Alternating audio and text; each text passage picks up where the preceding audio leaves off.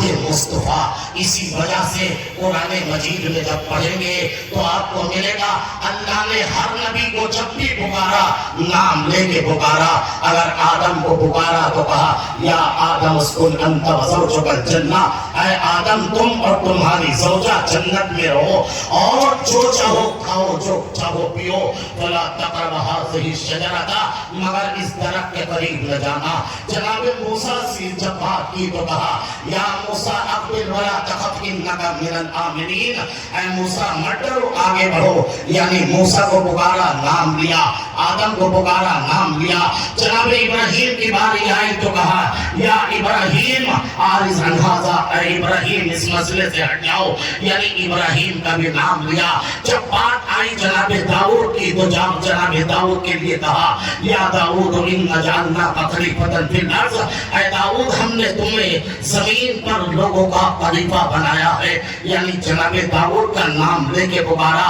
جناب عیسیٰ کی بات آئی تو نام لے کے کہا یا عیسیٰ ابن مریم، اے عیسیٰ ابن مریم. یاد رکھو یعنی جس نبی کو پکارا اس کا نام لیا.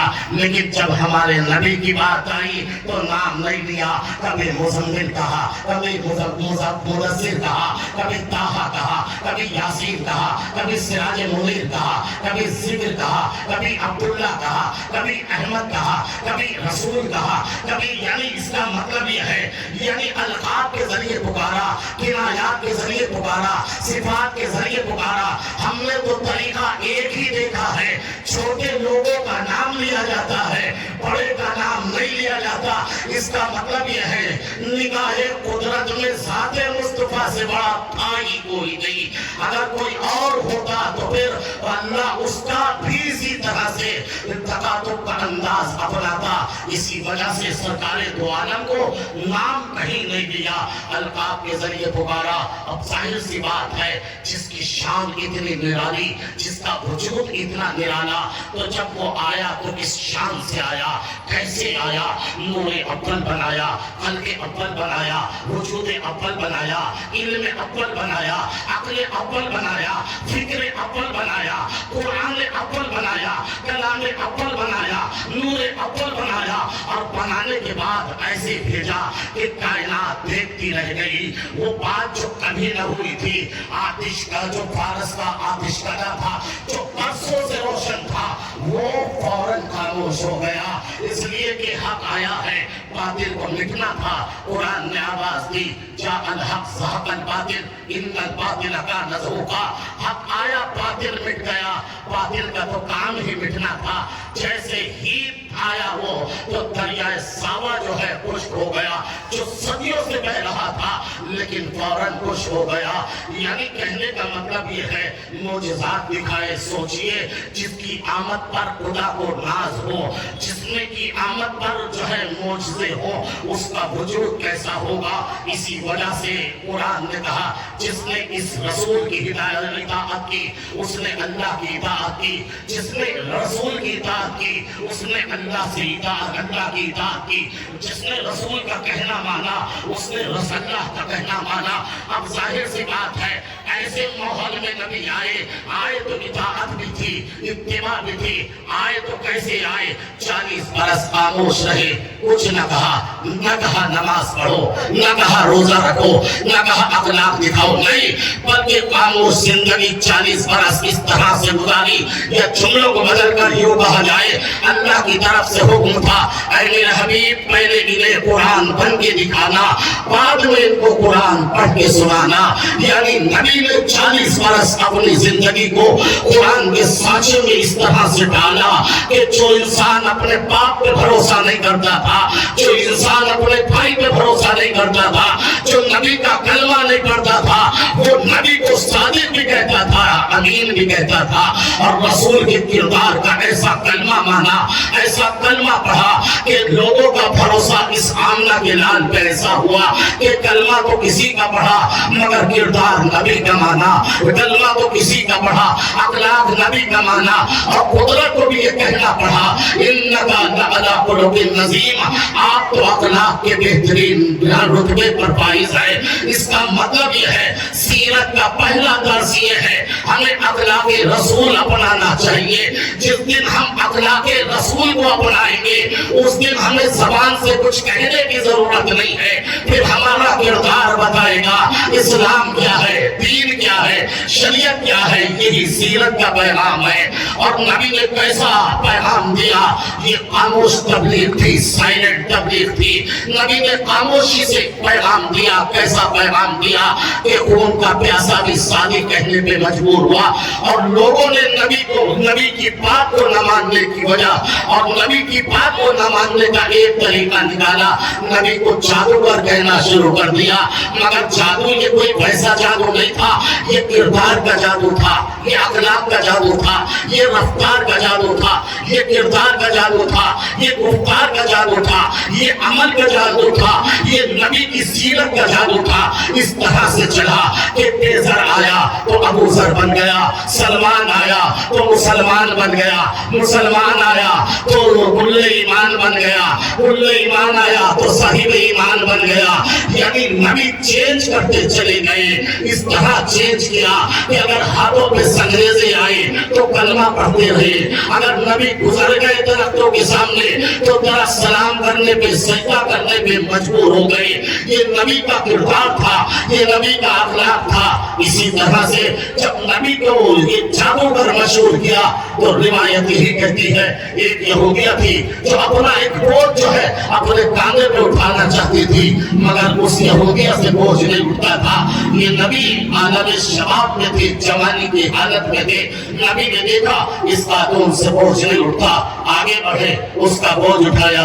بوجھ اٹھانے کے بعد جو ہے کہا بتاؤ آپ جانا کہاں چاہتی ہو، کہاں آپ کا ارادہ ہے، آپ کا گھر کہاں ہے۔ اس نے نبی کو گھر کا ایڈریس دیا، گھر کا پتہ بتایا۔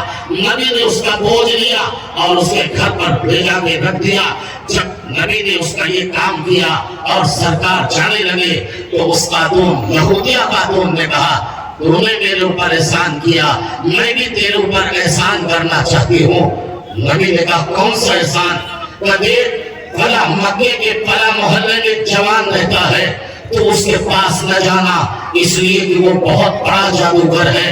اگر کوئی اس کے پاس چلا گیا تو اس کے دین کا وہ گرویدہ بن جاتا ہے، اپنا دین چھوڑ دیتا ہے، دھرم پریورتن ہو جاتا ہے، لہذا اس کے پاس مت جانا، کیونکہ تو نے میرے اوپر احسان کیا ہے، میں تیرے احسان کا بدلہ احسان سے اتارنا چاہتی ہوں۔ سرکار نے مسکرا کے کہا بات تو تم نے صحیح کہی ہے، اچھی بات ہے، اچھی نظر ہے، اچھی فکر ہے، تیرا صحیح ہے نظریہ، مگر میری مجبوری یہ ہے کہ میں یہ کام نہیں کر سکتا، میں اس جوان کے پاس جانے سے رک نہیں سکتا۔ وہ جو ہے ضعیفہ کہتی ہے میں تو تیرے اوپر اتنا بڑا احسان کرتی ہوں اور کرنا چاہ رہی ہوں، تو کہتا ہے میں اس کے پاس سے نہیں رک سکتا، میں تو اتنا بڑا احسان کر رہی ہوں، اس کے پاس مت جانا، وہ جادوگر ہے۔ فوراً سرکار نے کہا میری مجبوری یہ ہے، جس جوان کے پاس جانے سے تو روک رہی ہے وہ کوئی اور نہیں، میں ہوں۔ جس جوان کے پاس جانے سے تو روک رہی ہے وہ جوان کوئی اور نہیں، وہ جوان میں خود ہوں۔ جیسے ہی سرکار کا یہ جملہ سنا، ضعیفہ نے جملہ فطری کہا، سائیکلوجک کہا، اس نے کہا اچھا تو اب میں سمجھی تیرا جادو کیا ہے۔ اس نے کہا اب میں سمجھی تیرا جادو کیا ہے، تیرا جادو تیرا کردار ہے، تیرا اخلاق ہے۔ لوگ تیرے پاس نہیں آنے دیتے اس وجہ سے انہیں ڈر ہے کہ اگر لوگ تیرے پاس آئے تو تیرے کردار کا جادو ان پر چل جائے گا، تیرے اخلاق کا جادو چل جائے گا۔ سرکار نے درس دے دیا کردار ایسا بناؤ کہ تمہارا اخلاق بھی جادو بن جائے، تمہارا کردار بھی جادو بن جائے۔ یہی وجہ ہے جب سرکار دو عالم اس مکے کی سرزمین پہ آئے، بہت تحقیقی گفتگو کرنا چاہتا ہوں، جب سرکار اس مکے کی سرزمین پہ آئے تین طرح کی برائیاں سب سے زیادہ پائی جاتی تھی، تین عیب سب سے بڑے تھے۔ پہلا ہے लोग बात बात पर झगड़ा करते थे। पोते को ये भी नहीं मालूम होता था कि हमारी जंग क्यों चल रही है, क्योंकि जंग दादा ने शुरू की थी।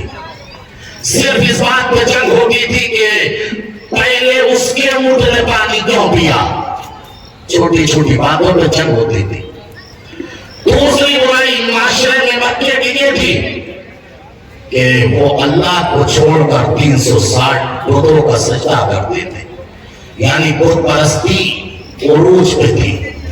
इतने बुत थे कि सफर का बुत अलहदा होता था, हजर का बुत अलहदा होता था। बुतों को साथ साथ लेके चलते थे, और अगर बीच में कहीं भूख लग जाती थी, क्योंकि बुत हलवे के भी बनते थे, कहीं भूख लगी तो उसी को खा भी लेते थे। हर कबीले का, हर खानदान का एक बुत था। तीसरा है, सरकार जब दुनिया में आए, जिस माशरे में आए, बेटियों को जिंदा दरगोर किया जाता था। तीन है, समझदार मजमा, ज्यादातर पढ़े लिखे महसूस हो रहे हैं। इंसाफ से बताइए, जब माशरे में 3 तरह की बीमारियां हैं, छोटी छोटी बातों पे झगड़ा, जंग, बुत परस्ती उरूज पर, और बेटियों को जिंदा दरगोर करना, तो इलाज किसका होना चाहिए था? कुरान की आयत कौन सी आनी चाहिए थी? कुरान की आयत सबसे पहले यही तो होनी चाहिए थी, कुल मेरे नबी से गवर्नर एक है, यही तो आयत आनी चाहिए थी। इससे कहिए अल्लाह के अलावा जो इबादत करते हो, ये तुम्हें ना फायदा पहुंचाने वाले हैं ना नुकसान पहुंचाने वाले हैं, यानी 360 को छोड़ दो, एक का सजदा करो। ये आयत आनी चाहिए थी ना, क्योंकि बीमारी थी बुत परस्ती की। अच्छा, बेटियों को दरगोर करने की बीमारी थी, तो आयत ये आनी चाहिए थी, ला तक़तुलू औलादकुम खश्यता इमलाक़ नहनु नर्ज़ुक़ुहुम व इय्याकुम इन्ना क़ितलहुम काना क़ितन कबीरा क़त्लुहुम काना क़ितन कबीरा। अपनी औलाद को रिस्क के खौफ से जो है कत्ल मत करो, हम उन्हें भी रिस्क देंगे, तुम्हें भी रिस्क देंगे, ये बहुत बड़ा जुर्म है कत्ल करना। ये आयत आनी चाहिए थी, नहीं, मगर ये आयत नहीं आई। अच्छा, जब जंग जिदाल था तो आयत ये आनी चाहिए थी, ला तक़तुलू नफ़्सन लती हर्रमल्लाहु इल्ला बिल्हक़। किसी भी मुहतरम इंसान नफ्स को कत्ल ना करो, यानी कत्ल से रोकने की आयत आनी चाहिए थी, यानी औलाद को कत्ल न करने की आयत आनी चाहिए थी, यानी अल्लाह को सजदा करने की आयत आनी चाहिए थी, मगर इनमें से कोई भी आयत पहले नहीं आई। आयत कौन सी आई? सूरह अलaq 5 आयतें सबसे पहले आई, ये याद है ना? बिस्मिल्लाहिर्रहमानिर्रहीम, इक़रा बिस्मि रब्बिकल लज़ी खलक़, खलक़ल इंसान मिन अलक़, इक़रा बरब्बुकल अकरम, अल्लज़ी अल्लम बिल क़लम, अल्लमल इंसान मा लम यअलम। यही तो 5 आयतें आई थी या नहीं आई थी? यानी इल्म के बारे में। इसका मतलब यह है, वो जो 3 बीमारियां थी उनके बारे में आयत नहीं आई। क्यों नहीं आई? इल्म के बारे में क्यों आई? इसलिए कि याद रखिएगा, अच्छा डॉक्टर वो होता है जो बीमारी का इलाज बाद में करता है, पहले उसकी वजह तलाश करता है, उसका सबब तलाश करता है। इस बीमारी की वजह क्या है, इस बीमारी का सबब क्या है? नबी को पता था मेरे माशरे में 3 तरह की बीमारियां हैं, बुत परस्ती, जंगो-जिलाल, बेटियों को दरगोर करना, मगर तीनों बीमारियों की असल वजह जहालत है। लिहाजा इस माशरे में इल्म की शमा रोशन कर दो, ये बीमारियां खुद ब खुद दूर हो जाएगी। इस वजह से नबी ने सबसे पहला पैगाम जो दिया वो पैगाम इल्म था। इसका शर निकलता है, उसे जहालत कहते हैं। ये मक्के की सरजमीन पर नबी का पहला काम था। अब आइए, जब नबी ने मक्के से मदीने की तरफ हिजरत की, मैंने आपको बताया मक्के में 3 ऐप थे। जब मदीने में आए तो नबी ने मालूम है पहले काम क्या किया? नमाज का हुक्म नहीं दिया, रोजे का हुक्म नहीं दिया, हज का हुक्म नहीं दिया। पहला काम क्या किया? सबसे पहले मदीने में जाकर मस्जिद नबवी की तामीर की, पहला काम। और ये मस्जिद नबवी जो है, याद रखिएगा, हमारे यहाँ तो बिल्कुल मस्जिद का यूज ही दूसरा होने लगा। मस्जिद जो नबी ने बनाई थी, नमाजों के लिए सिर्फ नहीं बनाई थी, मस्जिद नबवी में फैसले होते थे, मस्जिद नबवी में जो है अज़ामत होती थी, मस्जिद नबवी में खुतबे होते थे, मस्जिद नबवी में इल्म की दानिशगाह यूनिवर्सिटी थी और मस्जिद नबवी में ही नमाज होती थी, यानी एक ही जगह थी। पूरा इस्लाम वहीं से फैल रहा था।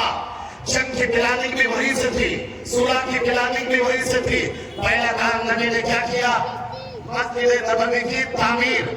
और दूसरा काम नबी ने ये किया, मुहाजिर को अंसार का भाई बनाया, यानी सीगा हुकूमत जारी किया। अंसार को मुहाजिर का भाई बनाया, यानी नबी ने बता दिया इस्लाम की बुनियाद दो चीजें हैं, एक इत्तेहाद, दूसरा इल्म। और करने की बात है, पहला इस्लाम की बुनियाद है इल्म और दूसरा है इत्तेहाद। पहला काम क्या किया? मस्जिद की तामीर। दूसरा काम क्या किया? मुहाजिर और अंसार को एक दूसरे का भाई बनाया, एक दूसरे का भाई। याद रखिएगा, जब समाज में एक दूसरे का भाई बनेगा तो दुश्मन आपका बाल पीछा नहीं कर सकता, लेकिन जब भाई भाई से लड़ेगा तो अब दुश्मन चाहे कितना ही हल्का क्यों ना हो, वो बहुत ताकतवर लगेगा। किसी की एक उंगली मारो तो असर कम होगा, लेकिन 2 उंगलियां मारोगे तो ताकत बढ़ जाएगी, लेकिन 3 उंगलियां लगी तो ताकत और बढ़ेगी, 4 उंगलियां साथ आई तो ताकत और बढ़ेगी, लेकिन जब 5 साथ आ गई तो इसका मुकाबला फौलाद भी नहीं कर सकता।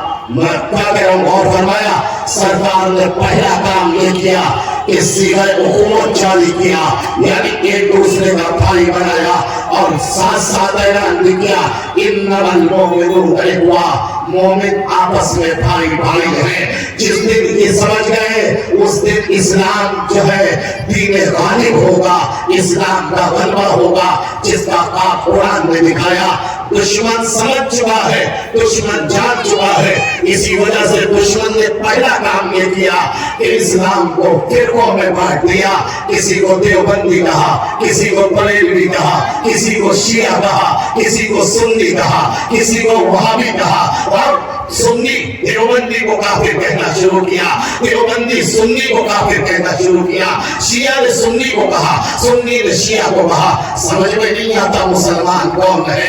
नबी तो यही कह के गए थे कि मेरी उम्मत उम्मत रहना है। नबी तो कह के गए थे मुसलमान मुसलमान का भाई है। मगर याद रखिएगा, यहूदी समझ गया जिस दिन ये 57 मुल्क एक साथ जमा हो गए, इनमें न कोई देवबंदी रहा न बरेलवी, उस दिन इनमें न शिया रहा न सुन्नी, उस दिन यहूदी का नाम तमाम हो जाएगा। यही आबा खुमैनी ने कहा था, तुम ये इख्तिलाफ करते हो, हमसे सवाल करते हो, नमाज हाथ बांध के पढ़ी जाए, ये नमाज हाथ खोल के पढ़ी जाए। तुम्हारा दुश्मन हाथ काटना चाहता है, जब तुम्हारे हाथ न रहेंगे तो न हाथ खोल सकते हो न बांध सकते हो। पहले हाथ बचाने की सोचो, जब हाथ बचेंगे तभी तो ये मसला आएगा। हाथ खोले जाए, हाथ बांधे जाए। अज़ीज़ान मोहतरम, दुश्मन जानता है, दुश्मन को पता है इनसे नहीं टकराया जा सकता, इनसे एक ही सूरत में टकराया जा सकता है, जब इन्हें फिरकों में बांट दिया जाए, जब इन्हें टुकड़ों में बांट दिया जाए, जब इन्हें शोबों में बांट दिया जाए। याद रखिएगा, आपने देखा नहीं है, अगर इन्हें पता न होता, वरना कौन समझता, कौन जान सकता था एक छोटा सा मुल्क जो है सुपर पावर को जलील कर दे। किसी ने कभी सोचा था? लेकिन नहीं, जो अहले इस्लाम है, जो कुरान का इल्म रखते हैं, जिनके अकीदे कुरान पर हैं, जो कुरान जिनके ईमान में है, जो कुरान जिनकी नसों में है, कुरान जिनके खून में उतरा है, उन्हें पता था कल भी अब्राहा का मुकाबला जो है लश्कर से नहीं हुआ था, अबाबील ने उसे फूसा बना दिया था। यानी अल्लाह कभी ताकत का मुकाबला ताकत से नहीं करता। अल्लाह हमेशा सुपर पावर, चाहे वक्त का नमरूद हो या वक्त का फिरौन हो, वो छोटे छोटे मुल्कों से जलील कराता है। कभी नहीं सोचा था यहूदियों ने कि 75 साल की खासिमाना हुकूमत में इतना कभी जो है इस्राइल जलील नहीं हुआ था जितना आज हुआ। ये इतना जलील सोचने की बात है। जब पन्हा ईरान जो है इतना उसे जलील कर सकता है, तो सोचो जिस दिन 57 मुल्क एक साथ हो गए तो फिर इनका नाम लेने वाला न होगा।